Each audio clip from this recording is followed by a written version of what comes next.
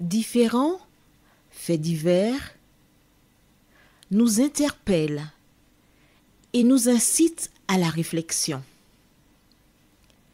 Ils annoncent un événement imminent et d'une grande importance. Mais comment l'analyser? En écoutant Jean-Claude qui, à la lumière de la Bible, t'accompagnera et te permettra d'être prête, d'être prêt pour le retour de Jésus. Note que les éditions spéciales sont disponibles sur YouTube. Quelle est la réponse 2? Le 2, c'est le chiffre. Je te salue fraternellement en Jésus-Christ, le Sauveur du monde. C'est Jean-Claude qui partage avec toi cette nouvelle série qui s'intitule « Découvrir la vérité ». Toujours disponible pour toi, Marco et Jean-Claude, nous prenons plaisir à partager avec toi les paroles qui sauvent, les paroles qui ont été placées par l'Éternel des armées pour le salut de celles et ceux qui se confient en lui. Aujourd'hui, nous voyons, il s'éloigna. Juste avant, prions. Notre Seigneur et notre Dieu, nous voici devant toi, humblement. Nous voici pour prendre le temps afin de comprendre ce qui se passe et ce que nous devons faire. Merci pour la parole. Merci de nous aider à tirer les leçons qui s'imposent de ce que nous lisons, de telle sorte que nous ne puissions pas reproduire les mêmes erreurs, mais que nous puissions vivre en paix avec tous les hommes sur la terre. Merci pour ta présence, ô Dieu. Merci pour ton amour. Merci pour la grâce. Merci pour le salut. Au nom de Jésus. Amen. Rappelle-toi, nous avons vu précédemment comment Joseph utilisait un interprète pour s'adresser à ses frères. Avec tout ce qu'il fallait comme sévérité pour leur inspirer, non pas la peur, mais qu'ils prennent au sérieux les paroles. Et lorsqu'il est revenu au terme donc du 3e jour, ces hommes qui guettaient le virent s'exprimer, entendirent ces paroles. Note bien avec moi qu'ils n'ont pas tenu Joseph pour responsable, mais ils ont fait le bilan de leur vie. Et ils sont arrivés à la conclusion que ce qu'ils traversent là, c'est à cause d'une action mauvaise qu'ils ont posée. Quand tu rencontres une difficulté, il ne faut pas systématiquement croire que c'est à cause d'une mauvaise action que tu payes. Non. Parce que le diable, il a de multiples pièges. Exemple, Job n'avait rien fait. C'était un homme intègre qui vivait selon la parole de Dieu. Pourtant, en un jour, il a perdu tous ses biens. Le même jour, il perdit tous ses enfants. Et les serviteurs, les rescapés qui étaient là l'ont regardé. Et dans leur tête, ils se posaient des questions. Certainement, certains devaient dire, c'est parce qu'il avait fait un pacte avec le diable, il y avait un problème quelconque, il était coupable de quelque chose. Mais il se leva et déclara, l'Éternel a donné, l'Éternel a repris, que le nom de l'Éternel soit béni. Mais le diable n'avait pas fini avec lui. Que fait-il?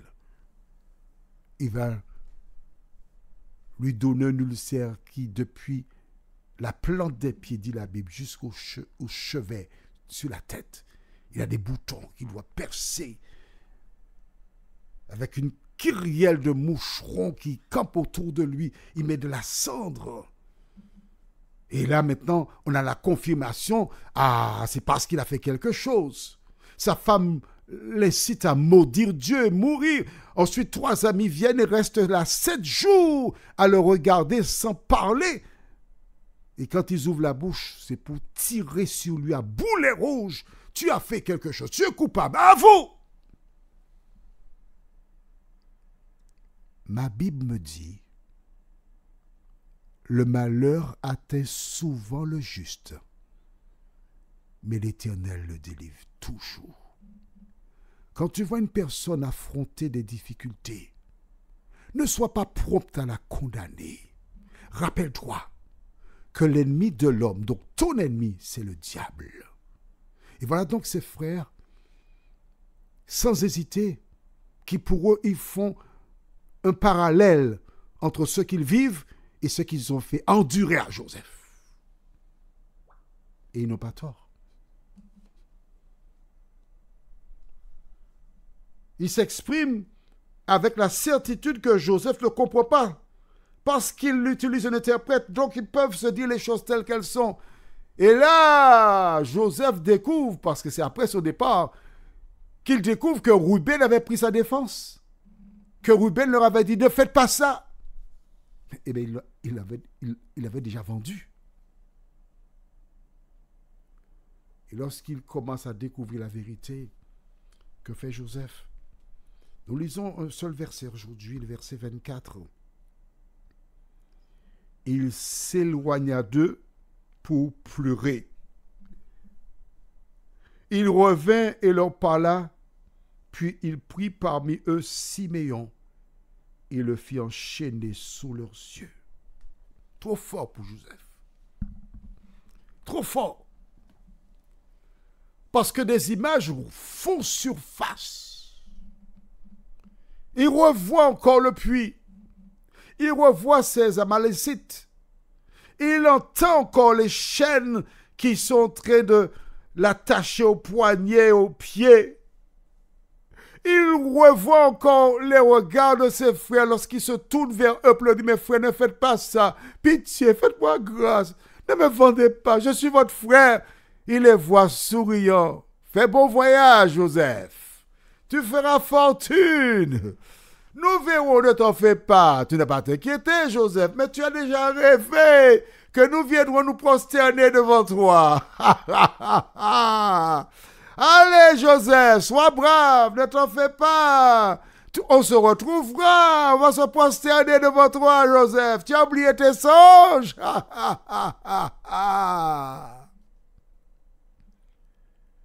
Il entend tout cela.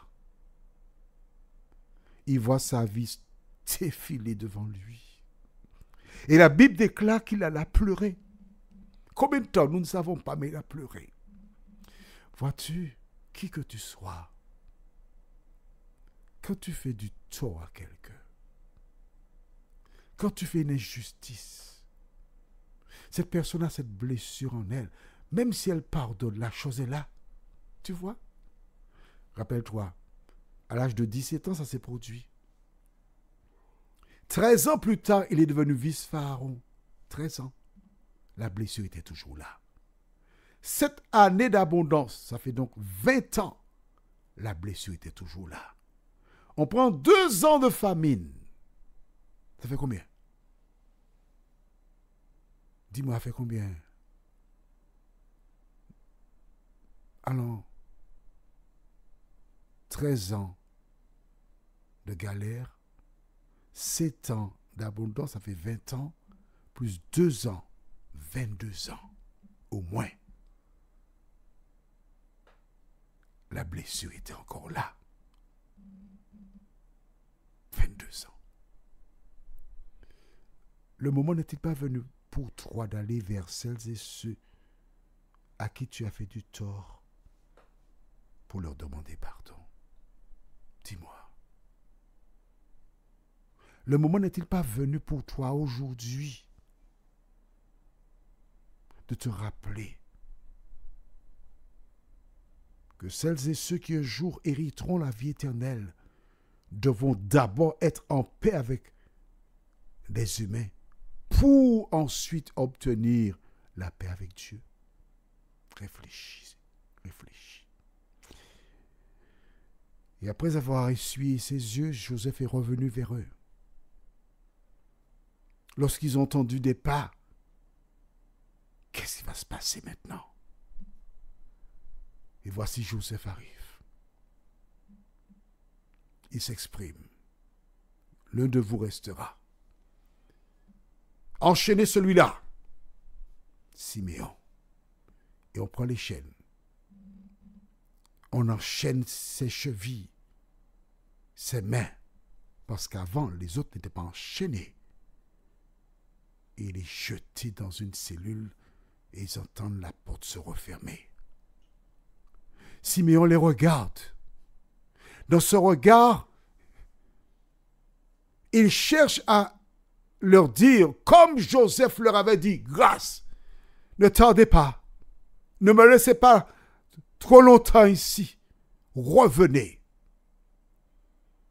Mon ami, la présence de Siméon en prison représente notre présence dans ce monde parce que nous sommes dans une prison.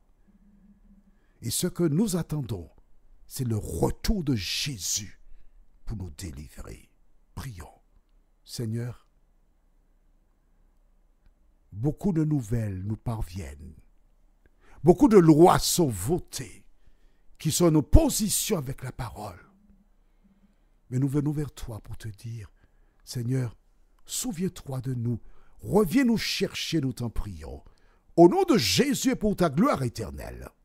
Amen.